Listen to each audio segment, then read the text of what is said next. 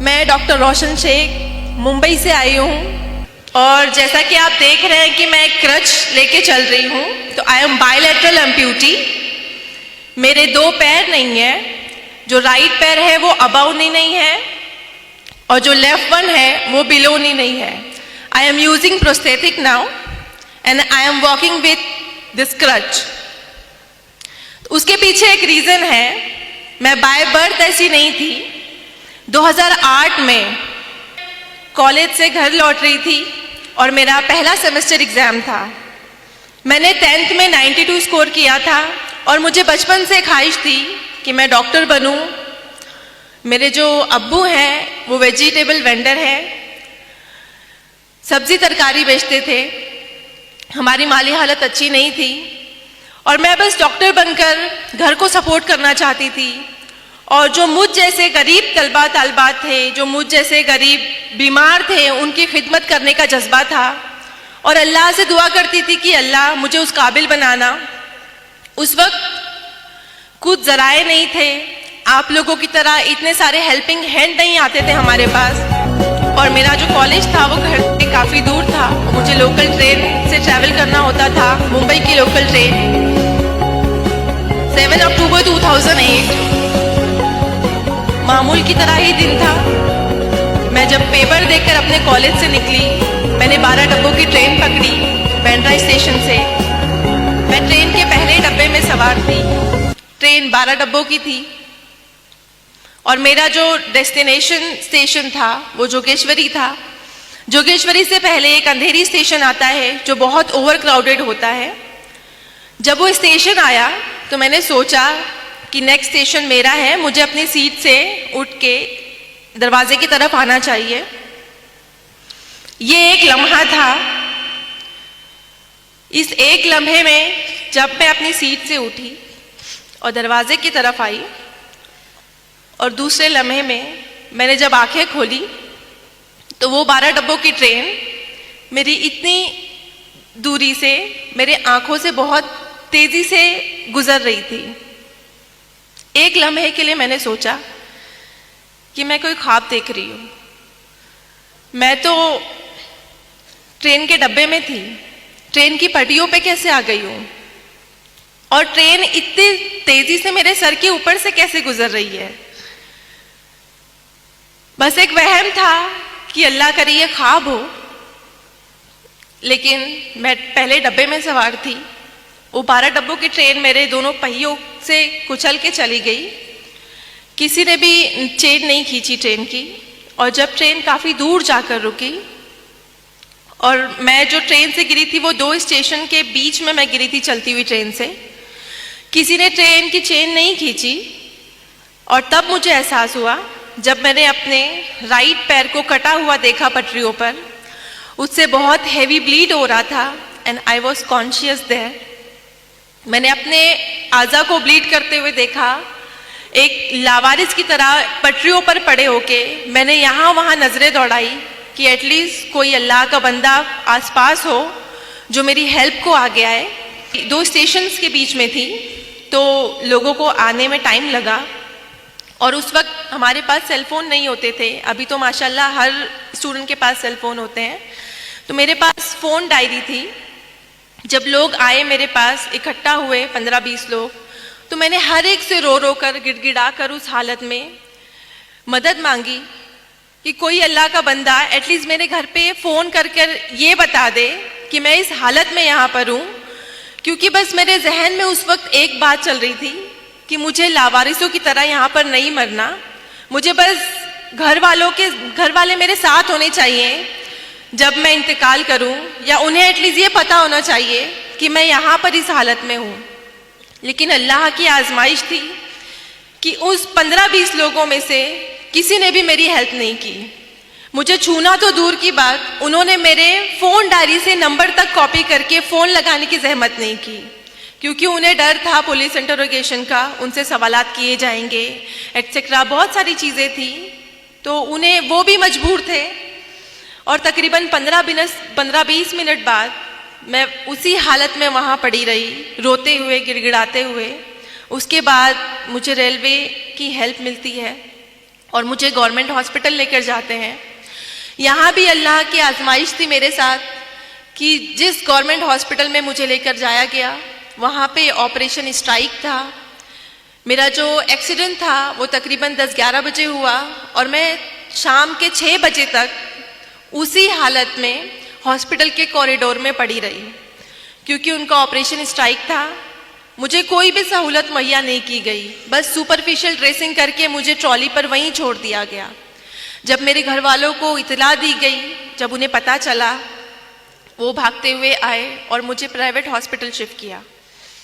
Private hospital में shift होने के बाद मैं तकरीबन 2.5 महीने एडमिट रही। मेरा इलाज हुआ। मेरे जो डॉक्टर रहे, सर्जन, उन्होंने मोटिवेट किया मुझे। जब ये एक्सीडेंट हुआ मैं 16 साल की थी और एक लम्हे में दोनों पैर मुझसे छिन गए थे। उस वक्त मैं बहुत टूट गई थी।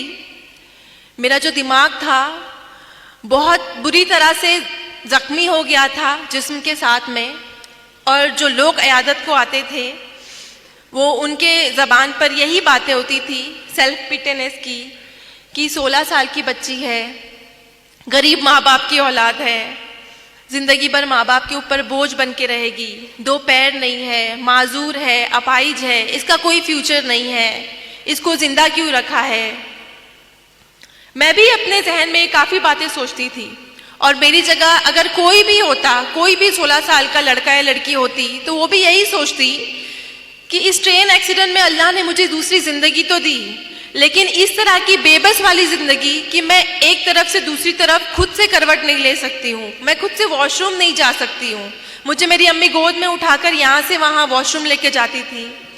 तो पूरी तरह से मैं अम्मी के ऊपर, घर वालों के ऊपर डिपेंड हो गई थी, और वो डिपेंडेंसी की लाइफ मैं नहीं चाहती अल्लाह किसी को दे। लेकिन उन हालात में और लोगों के जो जुमले होते थे वो मुझे सोचने पर मजबूर कर देते थे कि सच में अल्लाह तूने मुझे दूसरी जिंदगी क्यों दी। मुझसे 2 पैर छीन लिए लेकिन मुझे जिंदा रखा। उस क्यों का जवाब मैं बहुत शिकवे करती अल्लाह से कि अल्लाह ने मुझे जिंदा क्यों रखा। हर एक दिन दर्द से गुजरता मेरा। जब भी ड्रेसिंग होती हॉस्पिटल में मेरी चींखें गुजा करती थी, लेकिन मैं हमेशा शिकवा गुजार होती अल्लाह से कि अल्लाह ने मुझे दूसरी जिंदगी क्यों दी, तूने क्यों जिंदा रखा मुझे। उसका जवाब मेरी अम्मी ने कुछ अल्फाज कहे जो मैं आपको बताना चाहती हूँ। मेरी अम्मी ने मुझे बस ये कहा कि बेटा हम अशरफुल मखलूकात हैं, लेकिन हमें गैब का इल्म नहीं है। गैब का इल्म सिर्फ अल्लाह रब्बुल इज़्ज़त को है। आपके पास पूरा जिस्म है, आपके पास दिमाग है, आपके पास हाथ है, आपके पास आंखें हैं, आपसे सिर्फ छीना है तो क्या 2 मामूली पैर, सिर्फ 2 पैर लिए अल्लाह ने आपसे, और वो भी अल्लाह की चीज़ थी, तो उससे शिकवा कैसा। आपके पास दिमाग है, आपके पास आंखें हैं, हाथ हैं, आप पढ़ाई करो, अपना ख्वाब पूरा करो। तो इस मोटिवेशन में मेरी घर वालों ने बहुत सपोर्ट किया। मेरे स्कूल और कॉलेजेस के असातिज़ा ने, मेरे डॉक्टर ने मुझे मोटिवेट किया, और उन्होंने कहा कि आपके 2 पैर नहीं है तो क्या हुआ, आप चल नहीं सकती हैं तो क्या हुआ, आप डॉक्टर बन सकते हो, और इंशाअल्लाह आप एक दिन ऐसे चलोगे प्रोस्थेटिक लेग से कि सामने वाला देखकर आपको अंदाज़ा नहीं लगा पाएगा कि आपके पास 2 पैर नहीं है। उस वक्त मुझे लगता था कि ये सारी तसल्ली वाली बातें हैं, ऐसा कुछ नहीं होता। लेकिन मैंने हिम्मत नहीं हारी। मैंने सोचा कि जब अम्मी कह रही हैं, सारे घर वाले कह रहे हैं कि अल्लाह ने कुछ प्लान किया है मेरे लिए जो मुझे अभी दिखाई नहीं दे रहा, मुझे सिर्फ मुश्किलें नज़र आ रही हैं कि मेरे पास 2 पैर नहीं है, लेकिन उसके आगे का अज्र शायद मैं नहीं देख पा रही हूँ, जिसके लिए मुझे मेहनत करनी है। तो मैंने मेहनत स्टार्ट की, मैंने स्टडी की। जिस ईयर में मेरा एक्सीडेंट हुआ था, I was in 11th standard, मैंने वो ईयर स्किप नहीं किया। मैंने व्हील चेयर पे एग्ज़ाम दिया, मैंने 12th कंप्लीट किया, और अल्हम्दुलिल्लाह से मैंने फर्स्ट क्लास से 12th क्लियर किया। और फिर उसके बाद एडमिशन के लिए आपको पता है उस ज़माने में, अभी तो नीट है बट हमारे ज़माने में सीटी हुआ करता था, तो कॉमन एंट्रेंस टेस्ट में मैंने all over Maharashtra 3rd rank लिया पीएच कोटे में।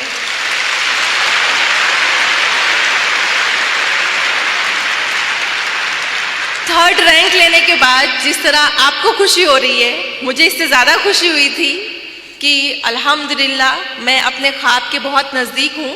और उसी दौरान मुझे ये प्रोस्थेटिक लगे, बायलैटरल जो प्रोस्थेटिक है मेरे नकली पैर, इससे मैंने चलना फिरना सीखा और मैंने 12 एग्ज़ाम क्लियर किया, CET क्लियर किया। लेकिन यहाँ पर भी अल्लाह ने आजमाइश रखी मेरे लिए। मेडिकल में एडमिशन के लिए सारे डिसेबल पीपल को एक काउंसलिंग होती है, मेडिकल एग्जामिनेशन होता है और वहाँ पर हमारा डिसेबिलिटी परसेंटेज डिसाइड किया जाता है कि how much disable we are. तो वहाँ पे जब हम काउंसलिंग को गए, बहुत सारे कैंडिडेट आए हुए थे, मैं भी उनमें से एक थी। जब मेरा एग्जामिनेशन किया उन्होंने, तो मुझे मेरे डिसेबिलिटी सर्टिफिकेट पे उन्होंने 89% डिसेबल लिखा। और मेडिकल में एक क्राइटेरिया है, 20 ईयर्स क्लॉ है कि कोई भी फिजिकल डिसेबल जो कैंडिडेट है, जो उम्मीदवार है मेडिकल में एडमिशन के लिए, वो 40 to 70 के बीच में डिसेबल हुआ तो ही एडमिशन के लिए एलिजिबल है, वरना उसे एडमिशन नहीं मिलता है। तो I was more than 70% disable that time. और तो मुझे मेडिकल में एडमिशन के लिए डिनाई किया गया कि आप 89% डिसेबल हो, आप 2 क्रचेस यूज करते हो, आपके पास 2 पैर नहीं है, तो आप मेडिकल में एडमिशन नहीं ले सकते हो, आप डॉक्टर नहीं बन सकते हो। उस वक्त जो मायूसी की लहर थी मेरे अंदर, वो मेरे एक्सीडेंट के वक्त से ज़्यादा थी, क्योंकि मैंने बहुत मुश्किलों से अपने आप को समेटा था। मैंने बहुत यकीन किया था अल्लाह की ज़ात पर कि अल्लाह ने मेरे लिए कुछ बड़ा रखा है, क्या पता इसी के ज़रिए मुझे डॉक्टर बनना लिखा हो। लेकिन जब डिनाई हुआ तो मैं बहुत फिर से मायूस हो गई। लेकिन वहाँ पर मेरे डॉक्टर ने मुझे सजेस्ट किया कि आपके पास एक और रास्ता है, आप नाउम्मीद मत हो अल्लाह की ज़ात से, आपके पास एक और जरिया है, आप बॉम्बे हाई कोर्ट में अपना केस फाइल कीजिए। मेरे लिए बहुत अनोखी बात थी, आई थिंक आप लोगों के लिए भी होगी, कि मेडिकल में या कोई भी इंस्टीट्यूट में एडमिशन के लिए एक बच्चा जिसके पास एक अच्छा रैंक है, जो एलिजिबल है, उसे बॉम्बे हाई कोर्ट क्यों जाना है। उस वक्त मेरी समझ में नहीं आया, लेकिन मैंने हिम्मत नहीं हारी और मैंने अल्लाह से दुआ की, बहुत गिड़गिड़ा के दुआ की और अल्लाह पर यकीन रखा कि अगर इस तरह अल्लाह मुझे इस मेडिकल में एडमिशन को दिलाता है तो मैं ये भी ट्राई करूँगी, मैं हारूंगी नहीं इस मकाम से। तो मैंने बॉम्बे हाई कोर्ट में मैंने 2011 में केस फाइल किया अगेंस्ट मेडिकल काउंसिल। वहाँ पे विदिन 2 मंथ मेरा सब कुछ ऑब्जर्व किया गया। वहाँ पे जो जज थे मोहित शाह सर, उन्होंने मुझे देखा और मेरे अंदर का पैशन देखा उन्होंने एक्चुअली। और उस वक्त मेरे हाथों में 2 क्रचेस थी, अभी तो मैं सिंगल यूज़ करती हूँ, बट 2 क्रचेस के साथ में मैं जब बॉम्बे हाई कोर्ट के अंदर दाखिल होती थी, उन्होंने मेरा एटीट्यूड देखा कि, और उस वक्त जब हियरिंग होती थी तो सारे फैसले मेरे अगेंस्ट होते थे कि मैं 89% डिसेबल हूँ, मेरे पास 2 पैर नहीं है, मेरे हाथों में 2 क्रचेस है, मैं कैसे पेशेंट को ट्रीट करूँगी, मैं कैसे एक जगह से दूसरी जगह जाऊँगी। तो सब कुछ मेरे अगेंस्ट था और मैं बहुत नाउमीद हो गई थी कि शायद मुझे यहाँ पे भी डिनाई मिलेगा। और मुंबई में ऐसा कोई केस नहीं था कि मोर देन 70% डिसेबल के बाद भी किसी को एडमिशन मिला हो। मेरा केस पहला केस था जो बॉम्बे हाई कोर्ट में गया। लेकिन जब आखिरी दिन था, मैंने खुद से हिम्मत जुटाई और मैंने खुद से एक अहद किया। 2008 में मेरा एक्सीडेंट हुआ था और 2011 में ये बॉम्बे हाई कोर्ट में मैं गई। तो इन 3 सालों में मुझे डर लगता था ट्रेन की आवाज़ से। जब भी मैं ट्रेन को देखती तो मुझे खौफ बैठता था, लेकिन मैंने खुद की हिम्मत जमा की और मैंने सोचा कि अगर आज मैंने इस डर को नहीं भगाया ना, मुझे ये प्रूव करना है कि मेरे हाथों में 2 क्रचेस हैं, इस ट्रेन ने मेरे 2 पैर छीने, लेकिन मैं इसी ट्रेन में सवार होकर बॉम्बे हाई कोर्ट जाऊंगी। और लास्ट डे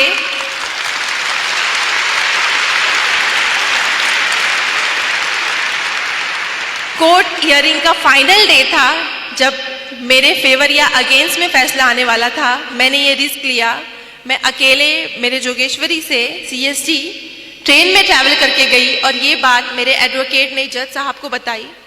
वो बहुत इम्प्रेस हुए। और आप सबको पता है कि मुंबई की लोकल ट्रेन कितनी क्राउडेड होती है। उन्होंने कहा कि हम जैसे नॉर्मल इंसान नहीं आ सकते, एक जनरल डब्बे में, और ये बच्ची जस्ट बिकॉज इसको एडमिशन चाहिए, उसके अंदर इतना पैशन है कि उसको डॉक्टर बनना है, मैं इसको एक मौका देना चाहता हूँ। ये बात अल्लाह ने उनके दिल में डाली। मेरे फेवर में फैसला करना उनके लिए बहुत बड़ा रिस्क था, क्योंकि ऐसा कोई केस नहीं था, लेकिन उन्होंने मेरा पैशन देखा, हार्डवर्क देखा, अल्लाह पर यकीन देखा, और उन्होंने अल्हम्दुलिल्लाह मेरे फेवर में जजमेंट दिया। और उसके बाद आप अल्लाह के करिश्मे देखिए कि जहां एक तरफ मुझे लगता था कि मुझे मेडिकल में एडमिशन नहीं मिलेगा, और दूसरे दिन ये हुआ कि मेरे फेवर में जजमेंट देने के बाद मुझे इंडिया के टॉप मोस्ट कॉलेज में एडमिशन मिला, सेठ GS medical college and KEM hospital. मैं बहुत ज़्यादा शुक्रगुजार हुई अल्लाह की, और मुझे यकीन हो गया और यकीन पुख्ता हो गया कि अल्लाह ने इतनी आजमाइशें लिखी तो है मेरी ज़िंदगी में, लेकिन मुझे नवाजा क्या, जो मेरी हैसियत भी नहीं थी। मैंने कभी नहीं सोचा था कि मुझे इतने टॉप मोस्ट कॉलेज में एडमिशन मिलेगा, लेकिन मेरे ऊपर एक जिम्मेदारी थी कि मुझ पर भरोसा करके जो चीफ जस्टिस सर ने मेरे फेवर में सबके अगेंस्ट जाकर मेरे हक में फैसला सुनाया था, मुझे उनको सही साबित करना था, और मुझे उन तमाम लोगों को गलत साबित करना था जो अयादत के दौरान आते थे और मुझ पे ताने कस के जाते थे कि ये ज़िंदगी भर माँ बाप के ऊपर बोझ बनकर रहेगी, इसकी लाइफ में कुछ भी प्रोग्रेस नहीं होगा, ये हमेशा बेड रिडन रहेगी। मुझे उन सबको प्रूव करना था कि 89% डिसेबल होने के बाद, 2 पैर नहीं होने के बाद भी एक लड़की, मुस्लिम माशरे से ताल्लुक़ रखने वाली लड़की डॉक्टर बन सकती है। एमबीबीएस डॉक्टर बन के मुझे उन लोगों को गलत साबित करना था। 5.5 साल मैंने बहुत तकलीफ़ें उठाई। हमारे लेक्चर हॉल काफ़ी दूर होते थे, हर लेक्चर में मैं 10-15 मिनट लेट पहुंचती। एहसास कमतरी होता मुझे कि मैं लेट पहुंच रही हूँ, मेरा लेक्चर मिस हो रहा है, और 3-3, 4-4 घंटे नॉन स्टॉप खड़े रहना होता था। लेकिन मैंने इन सारी जो नेगेटिव बातें जहन में बनती कि मुझे दर्द हो रहा है, मुझे नहीं करना है, मुझसे नहीं होगा, इन सब को मैंने हटा के एक गोल फोकस किया। जैसा कि सर ने बताया कि अगर आपका गोल, आपने अपने गोल को फोकस किया है तो बाकी की जो नेगेटिविटी है वो आपको कभी भी रुकावट नहीं बनेगी। मैंने हमेशा एक गोल फोकस किया था कि मुझे एमबीबीएस करके लोगों को जवाब देना है, और मेरे जैसे जो जितने भी कैंडिडेट होंगे, जिनको भी डिनाई होता होगा या जो भी मायूस हो जाते होंगे, उनके लिए नई राह खोलनी है। मेरा एक मकसद था। तो मैंने 5.5 साल कड़ी मेहनत की, अल्लाह से दुआ की, और अल्लाह पर यकीन रखने का फल मिला।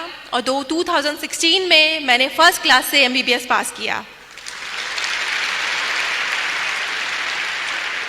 और इस तरह से मैं मेरे अम्मी के ख़ानदान और अब्बू के ख़ानदान में पहली डॉक्टर बनी। हमारे जो फैमिलीज़ हैं उनमें लड़कियों को ज़्यादा तालीम देने का रिवाज नहीं है। मेरे जो अम्मी अब्बू हैं, सारे ख़ानदान के अगेंस्ट जाकर हम 3 बहनों को आला तालीम दिलाए। मैं बहुत थैंकफुल हूँ अपने पेरेंट की कि उन्होंने इतना बड़ा रिस्क लिया कि हम 3 बहनों को इतनी आला तालीम दी। बहुत ताने सहे उन्होंने, लेकिन उनकी भी जिद थी कि नहीं, हम बेटियों को पढ़ाएंगे। और एमबीबीएस कंप्लीट किया जब मैंने, तो मैंने सोचा कि एमबीबीएस तक जर्नी नहीं रखनी मुझे मास्टर डिग्री करनी है। और मैंने नीट पीजी दी। नीट पीजी में भी अल्हम्दुलिल्लाह से मैंने 3rd रैंक हासिल किया all over Maharashtra in PH quota. और यहाँ तो मैं बहुत ज़्यादा ओवर कॉन्फिडेंट थी कि after passing first class in MBBS and securing 3rd rank in PG NEET, मुझे इजीली एडमिशन मिल जाएगा। लेकिन यहाँ अल्लाह ने वापस आजमाइश रखी मेरे लिए कि डिस्पाइट ऑफ दिस थिंग कि मैं पास हूँ एमबीबीएस में, मैंने 3rd रैंक लिया है, मुझे फिर से डिनाई मिलता है कि आप डिसेबल हो, हमारे पास लॉ है, we can't go against law. 20 year law है, 40 to 70% डिसेबल लोग नहीं हम एडमिशन दे सकते। सॉरी मैम, हम आपको एडमिशन नहीं दे सकते। तो इस वक्त मेरे पास सिर्फ 2 दिन थे, बिकॉज ऑनलाइन एडमिशन होते हैं। अब उन 2 दिनों में हाई कोर्ट का प्रोसीजर करना नामुमकिन बात थी, लेकिन मैंने हिम्मत नहीं हारी। मैंने कुछ ना कुछ सोचा और दुआ की अल्लाह से कि अल्लाह, तेरी ही ज़ात है जो मुश्किलों को, आजमाइशें हमारे ऊपर डालती है, और तेरी ही ज़ात है जो इसको हल करने का हमारे अंदर जज्बा भी देती है, रास्ते भी खोलती है। बस तू एक रास्ता मुझे अता कर दे। आप यकीन नहीं करेंगे, ये जो पुराना कानून है 20 साल इंडिया की कॉन्स्टिट्यूशन में।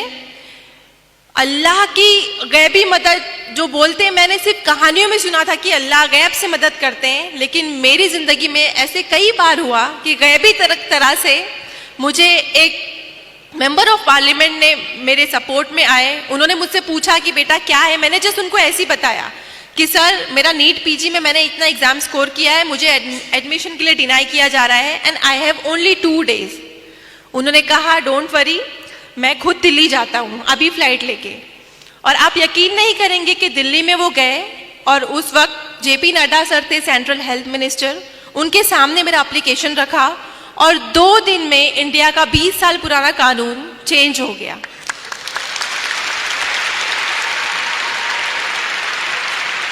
ये इंडियन कॉन्स्टिट्यूशन में तारीखी वाकया है कि कोई भी इतना साल पुराना कानून 2 दिन में चेंज हो जाए जस्ट बिकॉज ऑफ 1 एप्लीकेशन। तो ये अल्लाह का करिश्मा नहीं है तो क्या है, आप इसको क्या कहेंगे? अल्लाह की ज़ात पर यकीन रखने का फल है ये। अल्लाह की ज़ात पर यकीन था मुझे कि अगर अल्लाह ने इतनी आजमाइशें दी हैं तो हल भी वही निकालेगा। और उसके बाद जब ये रूल चेंज हुआ, और आपको बताऊं कि मैं अगेन मुझे एमडी में सेम कॉलेज में एडमिशन मिला, सेठ GS medical college and KEM hospital. और अभी मैं आपके सामने एमडी के लास्ट ईयर में हूँ।